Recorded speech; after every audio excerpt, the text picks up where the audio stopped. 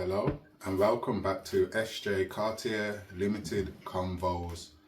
And today I'm going to give you a little recap on me and how I felt after going to the Light Upon Light journey.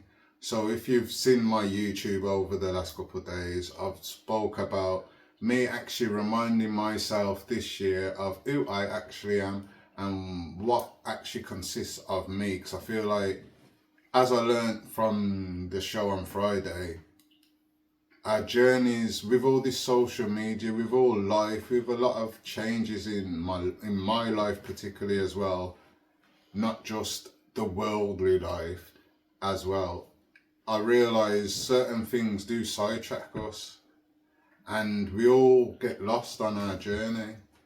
So for me, for the start of 2026, when we saw this a few months ago, it was in Birmingham. It was like the start of the year. I just thought it was, me and my partner also made me realise it is just the right way to start the year, especially with Ramadan now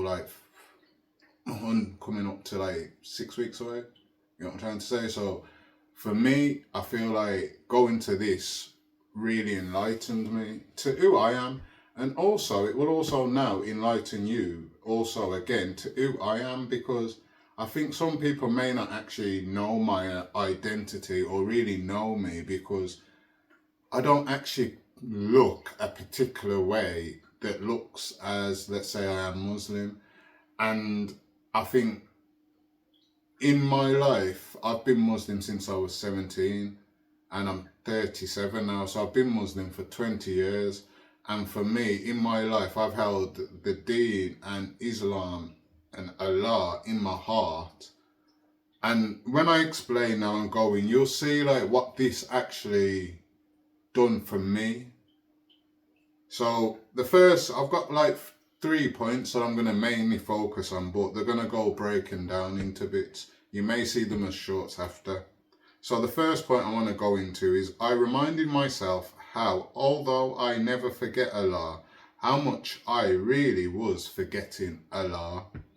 And in the plain and simple fact of that is, me personally, in my day-to-day life, I do not say Allah's name. But then when I think about it, in my day-to-day life throughout the day, saying Allah's name, saying Astaghfirullah, saying Alhamdulillah, it's doing something because I know I have to do something. And it's me remembering Allah daily in my actions, when I make a mistake, when we burp, we eat. There's certain things we just remember Allah by. So I live it daily. I don't eat haram. I only eat halal. My life is halal.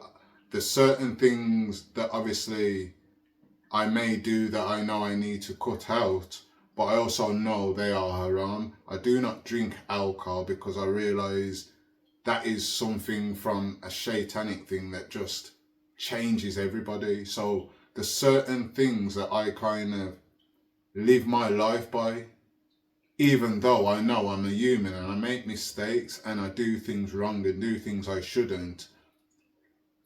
That is what the point of that is. I know Allah, I remember Allah daily, but I still make mistakes and I'm forgetting Allah, and I'm forgetting that I'm actually taking myself away from Allah more than I feel like I'm bringing myself to Allah when I think I'm bringing, if that makes sense. Does that make sense? You get that? You get that? Yeah, it does. You get it? So you've got him in your head, but yeah, sometimes he's at the back. At the back of my mind instead of the forefront in my actions. And some of these actions I'm going to show you now in how I show. So I've said a little things, and just they're the simple things for me, like what we eat, saying alhamdulillahs and stafflahs we make. There's just simple things throughout the day. Doing tasbih just randomly, it's simple things throughout the day. Simple things when we're going to Jummah. For me now, it's hard for me not to miss a Jummah, so I have to go Jummah. But for me, I recognise the same way I feel the urge to never miss a Jummah is the same way I should feel the urge never to miss one of my 5 daily prayers. So I remember him, but I'm forgetting him. So I'm going to go into specifics now with myself, because as I say, Something I also realised, which I'll touch on in the final note, is a lot of us like to focus on other people, but we don't focus on ourselves. But this is something I like to wholeheartedly hold on myself. I always focus on myself and look at myself and my incapabilities and my possibilities. So, example one, challenges in my life and business. So, for me, when I've had challenges in my life, like it could be, I'll give you one that for me has changed a lot of my life, going to jail. So me going to jail and having to go through that life cycle of being in jail, being confined, not being able to grow in a worldly life outside of jail, I always realized, like, even though I'm in here and it may feel like a punishment because I've done something wrong, I have to take acceptance to the fact of I've never been arrested, locked up and sent to jail for something I haven't done. So when I've done these things, this is my punishment from the world to me. And that world is Allah's world. So I have to accept that, you know what? This time Allah let me get away with this and let me get away with that. But this time He said, no, you have to be real. You have to realize something. You have to learn a lesson. So you're going to have to go do time in jail. But let me also show you the flip side of how I always believe in Allah in my life here. Because although I wasn't changing my decisions and realizing, oh, I need to be more focused on my Islamic journey and trying to keep everything to the sunnah of what I understand and know, I was still coming out and continuing on with these things, going back to jail, looking at it as, oh, I've been caught, astaghfirullah, I won't do this again, praying, asking Allah to forgive me because I know you've sent me here because I've done wrong, but also recognizing you could have saved me from so much bigger sentences, or even the biggest sentence of all, dying before I have time to really do enough to go to Jannah. So for me, I always realized going to jail over those times, there was so much protection in me for going to jail and so much messages I was supposed to learn from Allah. Some people see it as, oh, I found the deen. I found the deen in jail, but I also found myself via the deen. So that's why I love the deen. And I remember these things from very young, and it's been in my heart, it's been in my blood. If you know me, you know I'm Muslim. If you do not know I'm Muslim, you do not know me. It's quite simple, because even though my persona doesn't show it, in my day you talk to me, it will be shown in what I say and what I do, little things of what I do. Like I heard them say, some brothers feel ashamed to even go into a place and ask if the food's halal. I'm very much upfront about, is this food halal in here? You're telling me it's halal. How do you know it's halal? Where's your certificate? Where's the proof? Because I also know, yes, I could eat this via your word, and if it is not halal, I will be forgiven in some circumstances because I was told under the presumption that it was. But in fact, no, that's for me to take the precautions. And if they haven't got it, or they haven't got proof of this, then that isn't enough for me to go and say, oh, I'll take the blame from them. I'll just say it's all right. If we're unsure, we're unsure. It's better that way, better safe than sorry. So just like that with jail, it's like I realised in my life, jail, there's so much in my life that Allah tried to teach me and probably rewarded with me by saving my life and saving me from doing even longer than I was doing at that time in jail. Then it can come to my business, and I say, I'll always know, as you hear me say, just believe in yourself and be consistent and stable and consistent and regular. But do you know why I say that? I say that to you because I don't know who I'm speaking to, as my subscribers, as the people that listen to me, the people that like my videos. I don't know why you actually feel like, yes. But for me, I'm coming from an Islamic point of view of, I just know if I continue doing as much as good as possible, and I don't try and bring no negativity around my business or any haram to fund, help or do anything with my business, then I will consistently continue to do good for my customers, and that will consistently work out because Allah will reward me, because He will see I have consistently put in this halal effort, this halal work rate, and He will give me the halal reward in this life and the next life. Because He will realise not only am I possibly struggling at some points, but I'm also realising that I'm struggling but still containing into the halal way of making this business grow. And as I said to my partner, I said it to my partner from way before I met her, in my life, I don't know what happens sometimes. I go up and I go down and I go back up. It's just crazy in my life how things just happen like that. So for me, I've never worried about having money, about this, that, because I've always believed from a young age, put in the work, things just happen for you anyway. It's what you do when they actually happen. You just have to make them happen. You know what I'm trying to say? And I've been making them happen. And I feel like in my life, that's me putting faith in Allah. I tell you to put faith in yourself, but putting faith in myself is putting my faith in my work rate as well, but also knowing my work rate will be appreciated by the one that's watching everything I do, and understanding why I have to be like this, will understand why I actually try and uphold a fast shipping service for my customers. It's not just the fact of, oh, I don't want no issues. It's the fact of, I just want to get that to you personally as soon as possible. If I could drop it to myself and just have my own Amazon deliveries, I would do it. Not there yet. But understanding my faith comes into Allah, that I just believe that Allah will bless me and reward me when it needs to be, and at the times when He feels it's most needed. And just keep believing. So that's me understanding in my life. But then I'm forgetting, you know what? I'm forgetting there's certain things that I'm not doing. Like if I was praying more, I may have got to my journey, end destination a lot quicker.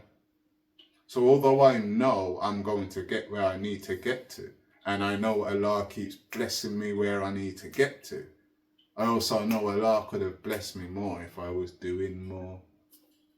It's the flip side of knowing Allah but forgetting Allah for me in life and business. Yeah, because as I say, jail, I could go back to jail for things back in the day, and I know why I'm going. I'm sat in jail praying and thinking, never chasing worldly things, although I have an expensive taste. So I always remember in my life, I love spending money still. If you know me, you know I love to shop still. You know, I like to go shopping and just come back with a couple bags. You know what I'm trying to say? So, you just know me like that. So, if you know that, like, for me, I realise chasing the worldly things causes so much negativity when you're chasing it, because you don't really care how you get it. So, for me, I try not to, and this has been me for a very long time now, I know, as I say, I put my faith in whatever I do, Allah will bless me with something here and there, and it will be sufficient enough for what I need to do.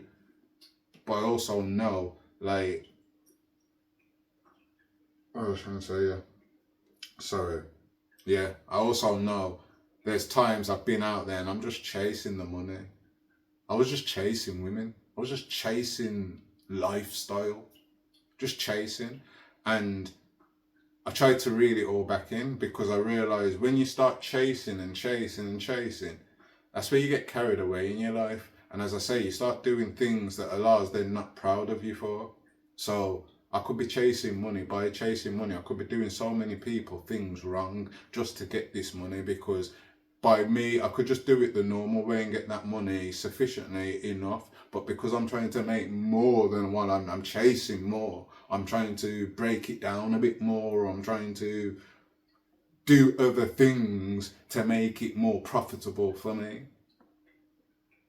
You don't want to do that, because that's something you don't need to do that if you just keep it to what you already know and keeping it simple.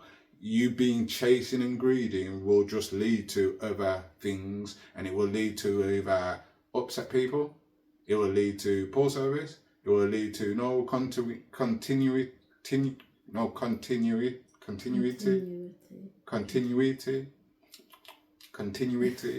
sorry, you get it. So I understand. In my life, I was chasing things, and the main point with this point is, I realized in my life I chase things all the time, and I realized, you know what? When I wasn't actually chasing things, I actually found all the best things in my life. That could be you. That could be the amount of money that just come in just like that. It wasn't chased or just there, and it just happened, and it was just there for me. Someone just came with this for me. It just happened to arrive to me. Because it's Allah's timing. Yeah, rather than you what get we it. wanted. You get it. So wanted it's like I was chasing it Yeah. and not getting it when you wanted it. And when I relaxed and took my time, I realised I got everything. So some people may say, "Oh, why are you not?" But you realise I was always like this still, but I was a lot relaxed with it. You know what I'm trying to say? It's like now, even with my business, just think about it. Look how many products. Go to www.sjcartierlimited.com and look at the products on there. Calculate what's actually there and actually think to yourself, if I was somebody else that was chasing this, how much would I make from that today? In 2 weeks? How much could I make?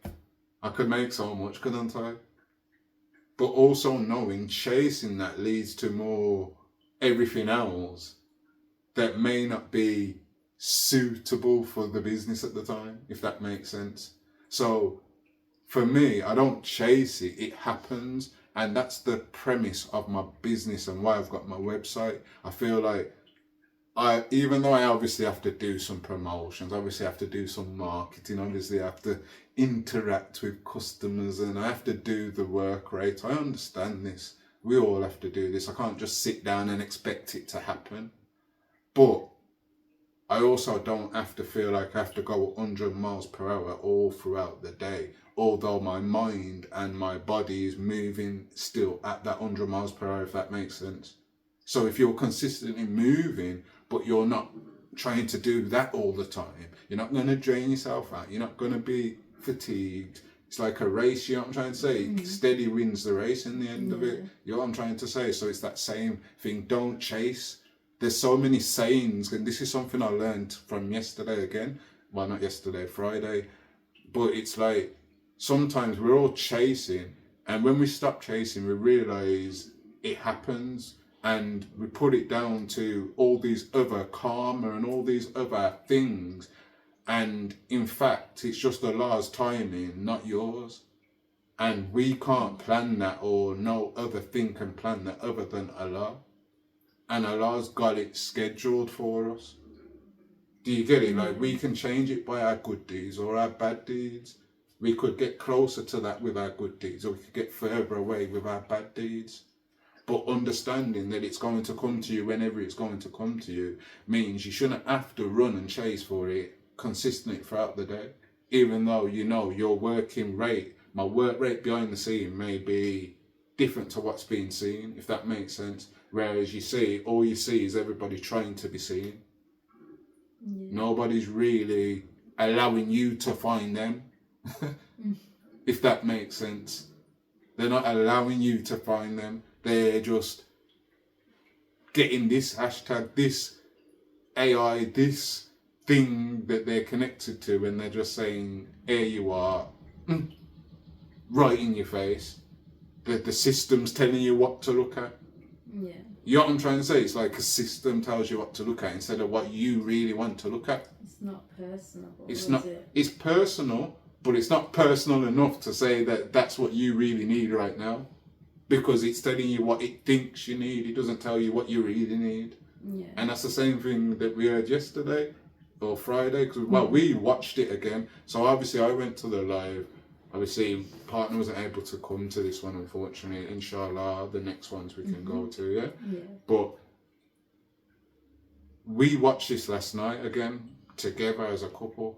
So for me, it's all fresh again in the brain for me today, this morning. Do you get that? So we watched it yesterday. When I say yesterday, I did watch it yesterday, but it was live 2 days. But when I watched it again, what was the point? Sorry. You was talking about the business and how things are just shoved in you. Oh yes, yeah, I got it. Yeah, sorry. So yeah, how things are shoved at us, and he said it's quite funny how what was said. It's quite funny how when we look at our social media, it's telling us what we should expect, what we should have, what we should need to be like, and what we should expect from everything around us. Or it's all about what we want. What we want. It's telling us what we want. It's not actually asking us what we want or trying to teach us how to find out what we want for ourselves. It's telling us what we want, if that makes sense. It's like, oh, you want this.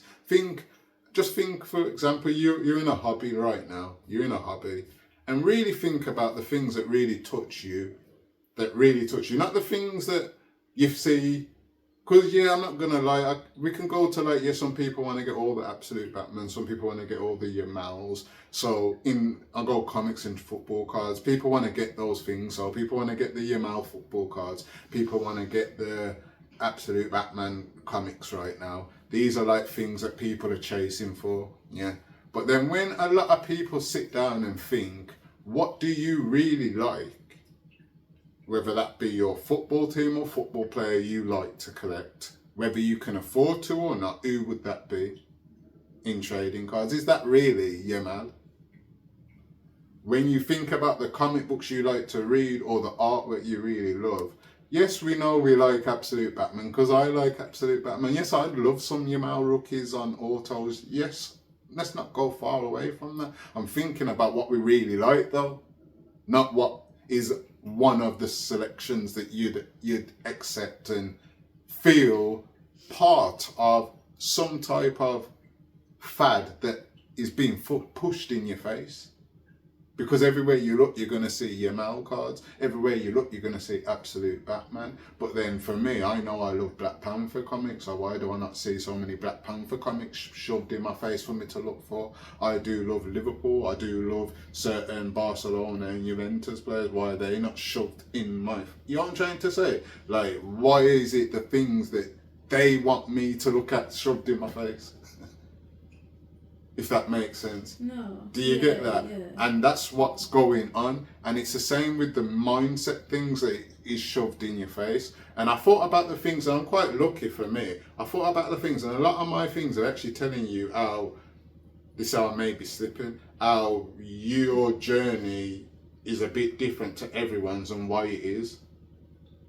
Do you get that? Mm-hmm. So I don't really, I can say I'm quite lucky in the sense, I don't look at what people always can't be doing for you. I also look at what we are.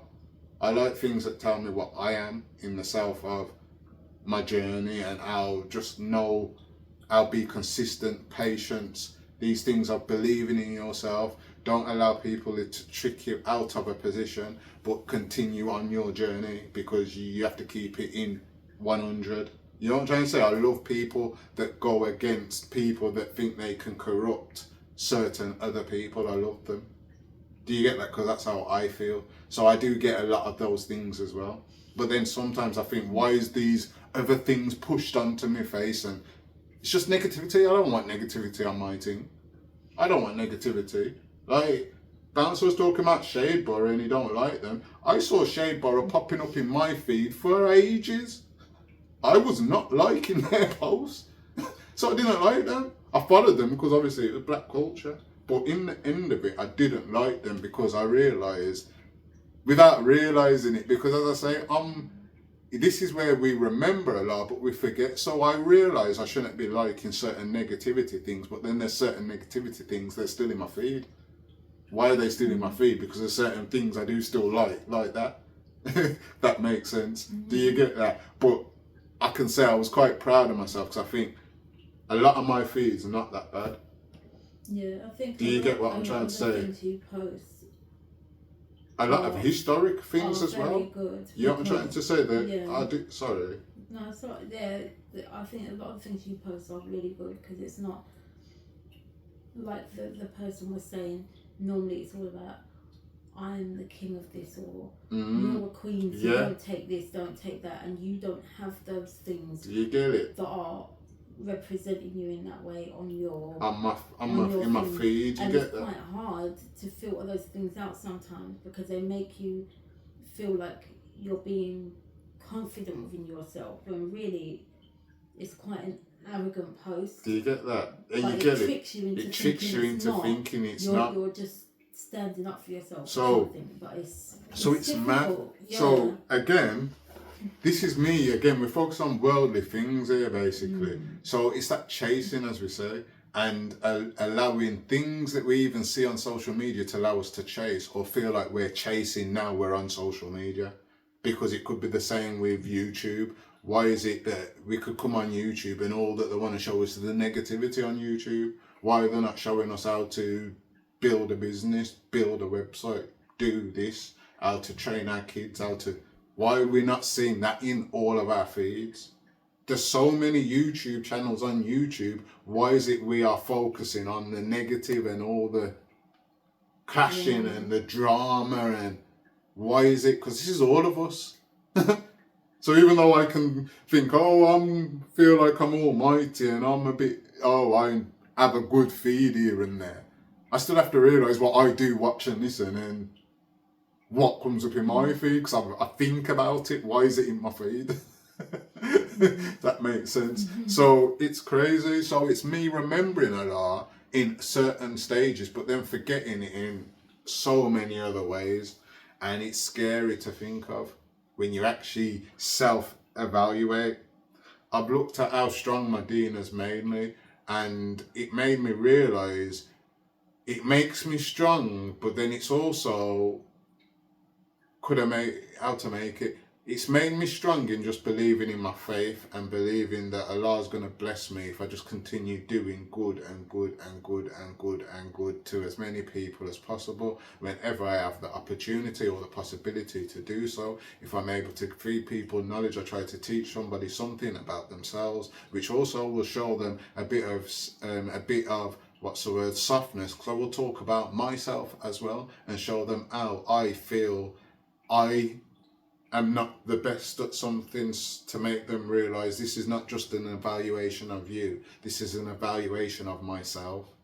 So I understand that's how I can be in strength of my Dean, but then I also realise I do make a lot of mistakes that obviously show that I'm not as strong as I feel in my Dean, if that makes sense. So it could be simple thing of swearing. Some people may take it as just random, but for real, I don't swear in front of my mum. So it's not as random as I think it is. Do you get that? So it's like, it's not as random as I really feel. It's just, my mind's not there when it's not there, if that makes sense. So I'm strong enough to do it for my mum in front of my mum, but I'm not strong enough to do it for myself within my Dean out of there. And I may feel like I control myself and my temperament, but my temperament can go just like that, randomly still. I just do simple act out actions that I realise after. So although I'm strong in my Dean, I feel I'm very weak in my Dean. And it reminded me, again, I remember a lot, but I also seem to forget a lot too much in my actions. So the next point was, I remembered why I came to Islam and the things I have learned and know. So because the first point I've done is because I felt like as a Christian, I never realized why I was confused compared to when I read the Quran, which is quite straightforward. And what I mean by that is, it's not to say I'm throwing any shade on the Bible. It's not that, because I believe in the Old Testament, I believe in the book. So it's not that. It's what I'm actually trying to say here is, when I was a Christian and I believed there was a God, and I was reading Bible front to back, and I was reading other books about the saints and this and that, I never felt no feeling. Some could say I was young, but I say because I was young, I was more impressionable, if that makes sense. So I would have taken it on a bit more because I knew there was a God. I never ever denied there was a God. I always believed there was a God, if that makes sense. Do you get that? So it never came across me of, oh, the end staff for larks. It's not an energy, because it's something I realize again. It's not the energy, it's just the will of Allah. It's that iman, that taqwa, that feeling, that awareness of Allah. Like, it was just that, like, I had that, but didn't know what it was. Then I read the Quran and I understood. I felt it, and these are the things that I'm saying that I feel like I already know, but I seem to not know, if that makes sense. And it reminded me of the things I really do know, like the struggles of what people had to go through for the book, of how the journey of the book came, of how to even, like, little things of how it showed how you to be in every circumstance. Like, you read it and it's completely how to live your life. Like, and for me, as I say, if you watch my videos before of why I'm Muslim, and I may have to do a recap, it's like my mum was not I got raised by a very loving, powerful, strong mother. And for me, my mother never taught me to do any wrong. So anything that you've seen that I may have talked about in my wrongs, those are things that have come across by my own choices. When I look at how my mum has told me to be in all circumstances, it's always upheld in just morals and respect. Full circle.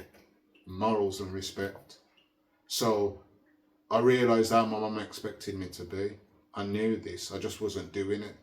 I read the Quran and I started having bullets and hits and points that my mum used to say. And then when you start thinking, wow, these things are like what my mum's telling me, and you know the one person that loves you is your mother. You know what I'm trying to say? Like, no matter what goes on, mothers may even give their children away, but you just know that woman still thinks of that child, no matter what. Do you get what I'm trying to say? So it's like, it's crazy to think like boys can forget about children without knowing it, if that makes sense. But for a woman that has bred this child, it's very hard for them to ever forget. Do you get what I'm trying to say? It's a bit different. So just the sake of that makes you know the mothers just love you deeply. So they're going to tell you the best for you, no matter what. And you may not even see it, because you may think your mother's not the best mother, but your mother still taught you so much. She taught you so much if you sit down and think and remember, because she loves you. And there's nothing else she could do. She may have not known how to be the best mother. She may not have done certain things, but you get that. So, understood my mother loved me. And then when you're looking in the book and you're realising, this book does not know me, but it's telling me the things my mother, who loves me, is telling me to be. And then not only that, the things that my mum couldn't tell me. And my dad wasn't around to tell me. I'm a stepdad and all of that. Well, he's not my stepdad, he's my dad. But when I had that, and I think about that, and I looked at the things that I wasn't able to learn and saw the answers were all there as well, it made me realise this book's very powerful. So it made me delve more, made me delve into so many things. And when I started realising there's so many beauties in it, in how you should be and why you should be like that, you start doing things you don't even realise for just the sake of Allah. And I say, when I started coming to Allah and I started taking it deeper and deeper, I feel like my life used to change just like that. Things just used to happen like that. And as I say, yes, I was going to jail, but I feel like these were warnings for me, because he realised the journey, man, I really had, if that makes sense. So I learned so much. It's like, how to put it, I learned how to be patient, not to chase every worldly thing out there, not to chase everything out there. I was always looking for a wife, but I never said I was going to dive myself into every woman and call her my girlfriend, because I had to work that out, didn't I? We have to find that out. So before you do that, you don't just dive. I knew I had to be out there, but I didn't realise I had to be out there, locked in out there, if that makes sense. So I say to my partner all the time, I never lied to a woman because I didn't want to make her think you're my girlfriend and I'm not actually making my girlfriend. Because for me, I read from there, when you find your woman, that would make the whole life for you, because your responsibilities now become you as a man with your woman and the family underneath you and your woman. And then you have to also then take on the responsibility, not just only as for your parents, but also for her parents, and help through all circumstances. There's so much you have to deal with when it comes to health, when it comes to like, it show it like, just like the craziness of it is, and this is, I'm not really saying it in the right way. I read the Quran, I read books on the Quran, and then I looked at the books that were talking about science and all these things and health, and how they told you the things in the Quran that they tell you to do from non-Muslims, they're telling you these things actually work. So it could just be praying 5 times a day. Do you understand the brothers that pray 5 times a day have some of the best postures? Have some of the best health. Their bones, they'll be able to run and certain things. It's crazy. It's actually crazy because they're doing the motions. So even people that are in wheelchairs still doing the motions of praying. They're actually doing more exercise than they probably do all day. It's so relaxing. It's like a lot of yoga positions, if you actually look at them, that they take and say it's yoga. It's crazy. If you look at when they talk about meditation, that's us praying. When you pray and you're really connected to your Allah, to your God, you are in a term of meditation, what they call meditation. It tells us how the system is actually made, and they show you the clarification of that. It shows you how it tells us about what the layers of the land, the earth is to the universe before anyone was able to go and see it out into sky. Mm-hmm.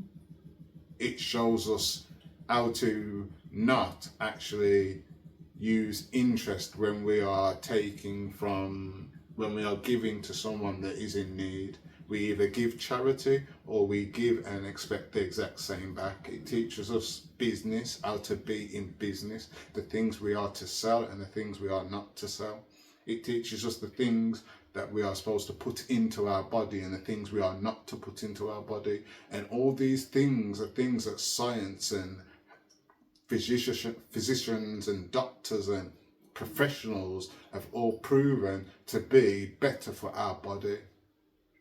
Even when it comes to giving charity, as I heard on Friday, and it's not even what you hear, it's what you see daily on TV, on your social media. People always promote they're doing charity. Why do they promote that they are doing charity? Is it because they know that charity is going to bring a reward from the one up above? Or is it because they're doing that charity to make you feel like they deserve more reward? So obviously, giving charity as a Muslim, as was explained, and I'm going to put the video, I'm going to tag the video at the bottom for the whole 4-hour actual conference for you to go and listen to, because this is just my analyst for myself. It would be nice for you to join for yourself or actually watch it and probably learn something about Muslims or something about yourself as a Muslim, because it showed us so much about just life. It's crazy. It's crazy. Do you get that? So for me, I learned so much by reading the Quran and researching the Quran and reading the skeptics who just talk even without knowing they're talking Allah's word. Without knowing they're doing Allah's, give charity. People that give charity, some of the biggest organisations give the most charity, but they are making the most money. They wasn't making as much money until they were giving this charity or making themselves known as giving this charity. I may look at it as, oh, it's self-promotion, all of this, and I like to keep my charity hidden. Allah knows my charity. You get that? So this is where I say again, my charity happens in many ways, and I feel like my charity comes to me in rewards I do not even realise, and I've got so much rewards ahead of me for so many things. I've got so many things and weights because of so many things I've done that I've still got to ask for mercy for. I've still got to hope and pray I will get mercy for. Inshallah, Ameen. But for me, I learned so much about myself, about life, about how to be, how to feed my body, how to maintain my body, maintain my mindset, maintain just keeping a wholesome heart even when I realise some things I may not be doing with the wholesome heart because I wasn't thinking through it. Something was misleading me here, there, whether it was me chasing money, chasing women, chasing lifestyle. It helped me to take accountability but not beat myself up, actually see it as a way to grow. So as I'm reeling on after that, it literally showed me how to be patient. It literally showed me not just how to be patient with others, but to be patient with, most importantly, myself.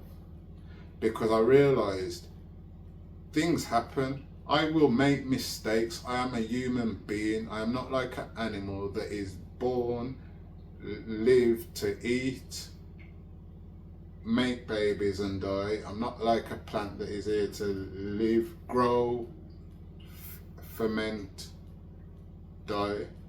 That's their journey. We have a willpower to be whatever we want to be. So when we have that willpower to be what we want to be, we have to realise and take accountability for the decisions that we make of the things we want to be. And if we are making mistakes, we can't be looking around everyone and blame everyone around ourselves. Because even if somebody is to blame, you still add an action or a part to play in that action. You could have walked away, you could have said nothing, you could have just said sorry. It may not have been your fault, you could have said sorry. You could have decided to not go left, you could have went right. You could have decided to give more when you thought you could only give less. The decisions that we make, like, it's hard to explain, but I'm explaining it. Simple. Take accountability for my own actions, and if I can take accountability for my own actions, I'm able to see how I can grow within myself as a better man, as a better human, as a better Muslim. And I seem to forget these things even though I always remembered this. So I always look back. People don't see me every day, even my partner. I say to my partner, I said it to you yesterday, even you don't even know some of the things I hold against myself, and I say so much to you about what I hold against myself, whether that be within my 37 years or just a second ago. I can take accountability, and when I take accountability, I'm not trying to beat myself up because I've done something wrong. I'm going to ask for mercy and try and learn how to not do that again, how not to act in that way again. But in life, a lot of people seem to focus on each other and not able to take full accountability for their own actions. And this is what Islam helped me to do. And although I still do it, I still need to take accountability for not just my actions that seem like they affect other people around me. I need to really take accountability a lot more for my own actions when I'm making excuses for why I haven't prayed today. I can't be making those excuses, and I may say, you know what, as I say to my partner, like, times I've slacked on my prayer, times I've slacked with fasting, there's things I've made mistakes on, and I fully well take it on my head. But I don't really think I really take accountability with those things, even though I feel like I am. Do you get that? But there's people, I'd rather be at least taking a minimum accountability, because the reason I say minimum with things like praying is because I know how serious it is. I know how important it is. I know how important it is for me and my connection to Allah. I realise this. So this is why I say such a minimum accountability, because I understand the powers of that. But then I also recognise, if I'm keeping it real, I do take a lot of accountability for a lot of my other actions, just not as much as I should be with some things, if that makes sense. But this is what Islam has helped me to do, to realise it is my life. If I hold a fast, that's all down to me. I don't need to care if I'm showing it to them or him, if I am or I'm not. All I need to know is my fast is for me. All I need to know, I'm praying today for me. If I'm praying here and I'm asking du'as for other people and forgetting me, that is still for me, because that is what I want for those other people. So everything revolves around me and my journey. And I have to say, say astaghfirullah for so many things. For so many things. Because I realise I'm taking accountability. But I still need to take more accountability, because as I say, the light upon light was so beautiful. It made me realise that I take accountability, and it, as I say, it showed me my strengths of the things I know. But it also showed me my weaknesses in all these things that I really do know. I do know. Do you get that? So it's crazy. The next point was, I realised the beauty in my life that suddenly happened, as well as some of the loss that just really happened. And I've really touched on this already, but with Allah, and I started thinking and taking it away from, I say I've got positive energy and good energy to other people, because that's the best way to explain it to them. But I feel like I'm hiding who I was, because I'm telling you, it's just Allah. A lot of people do know us, will say Allah. I just believe in Allah. People ask me before, 7 years ago, when are you going to get a wife, when are you going to get a woman, when are you going to have kids, all of these things. I just say to you, it's all down to Allah. Allah will bless me with everything I need to be blessed with when I need to be blessed with everything. If I'm not ready to be blessed with it, Allah's not going to bless me, because I'm not ready. That's all I'll say it. Keeping it real, 100%. Because I understood my deen, understood the beauties, understood Allah will bless me with so many things, because He's blessed me with so many things already. He's taken so many things away from me, because I've been doing so many things that I shouldn't have been doing.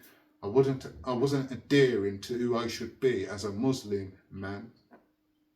I wasn't adhering to what I know. Because something was said as well on Friday and yesterday when we watched it back.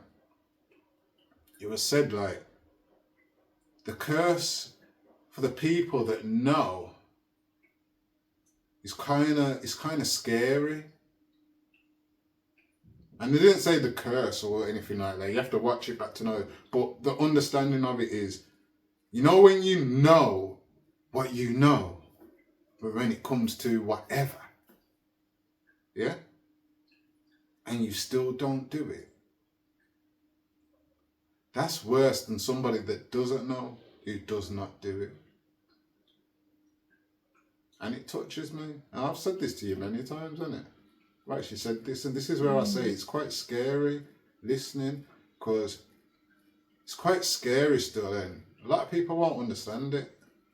And I want to say it to you and see if you understand it, because I'm feeling emotional, so keep it real. But you know what I'm trying to say, like real life, I'm listening to the muftis and I'm listening to them, and the sheikhs and that, and think how much of these beautiful things they said. And think how many of these beautiful things I've said numerously and consistently. And it takes me to hear them say it out loud to myself for me to understand it again for myself, even though I say these things. Because it just shows me how much I do know, how much I do feel, how much I do without realising how much I do. Do you get that? Mm-hmm. And I take it away from myself because I don't do as much as I still could do. Even though I'm doing what I know I have. You get it? Yeah. It's quite scary because, as I say, the things I say in certain things, I just feel and I say these things all the time. Do you get that? Yeah. And for some reason, not all the things I act out. Do you get that? Yeah. Not all the things I act out. And it's scary for someone like me then, who now knows these things. Do you get that? It's scary because it's like, I know. I've learnt this, I know this, like, what's happening? Do you get that? And go on, you seem like you want something. I was going to say, but you can change them now. No, definitely. As we can all. Definitely. Because it is scary hearing those things. You get that? And you know what you're supposed to do. But you get that? weren't. It's quite scary. It is. And it makes you, well, I have to do this now. And think the more you know, the more scary it is. Just think of that. The more you know, the more. Do you get that? The more you know, the more scary it is. You get that? It's like anyone with the most information. It's a lot harder for them to focus in their mind because there's so much on their mind that they know. And then when they actually have to come accountable for things, how do they answer to all these things? You know what I'm trying to say? One thing unravels another. One thing unravels another and makes everything worse. You get it? And that kind of leads into the final point. It finally reminded me how much we all need to focus on our own journey than others to criticise and not teach, as the world is such a judgmental place. And that's the real life of it. Like, the whole thing of that journey, like for me, just to end it really, the whole thing of that journey was like the first time I've gone back to Birmingham, I've not seen anybody. I've not come there to see anybody. And although I did plan to see my mother, in the end I didn't see her because I felt at some point I have to realise this is still my journey right now. And I'm going to see my mum again, inshallah, very soon. But it's just the focus on the fact of, this is my journey, and right now, my head has to be focused on me and what's going on with me. I can't take that away, regardless of what distractions the shaitan may want to bring to me throughout that day, after that day, or before that day. The focus is still always me. So I don't really care what's going on, because the scariest point is, as the brother said, that when you die, it's only going to be you in that grave. It's only going to be you that's answering to your good and bad deeds. It's only going to be us. We can't blame no one else for nothing. We can't. The journey's our journey. And just like, as I said, this journey, for me, it was like my journey. Like, as I said, I was trying to get you to come, but you know what I'm trying to say? Things wasn't right, so it just never happened. But for me, you get it. I felt like even then it felt like, oh, this is still now like, it's like my journey. It's just meant for me right now. Like, I need to hear this. This needs to come to me. Everyone else is here. 120,000 brothers were there and sisters. But I'm still thinking this is all for me. Because I realise, yes, it's about the brothers and helping everyone around me. But I feel that's what's been losing me on my own journey. I know it all, so I'm telling everyone else. It's good to share and help. As I say, we have to help and teach each other. We have to. But don't forget our own journey when we're trying to do this. Do you get that? Like, it's real life. And if we're Muslim, we get it. If we're Christian, we get it. If we're Jewish, we get it, because we all know the judgment comes to us. Whether you have faith or not, you know you die alone. And it all comes down to you in that grave. Just you, no one else. Nothing else, it don't matter. Nothing matters. All that matters is how you lived your life. And whether you're faithful or not, you're going to have to be answered for. You're going to have to answer for it. Even if you're answering to yourself how you lived your life. Because you don't have faith. Still got to answer. So that's the realness of what I learned of this light upon light. It brought light upon the real light in me. Because I've got a bright light and I've always knew it. Always knew it. I knew it from before. I was told this from I was growing up. There's just something special. I shouldn't even be here now. The healthcare told my mother I would not make it. I would die. Your son has no chance. Look at me now.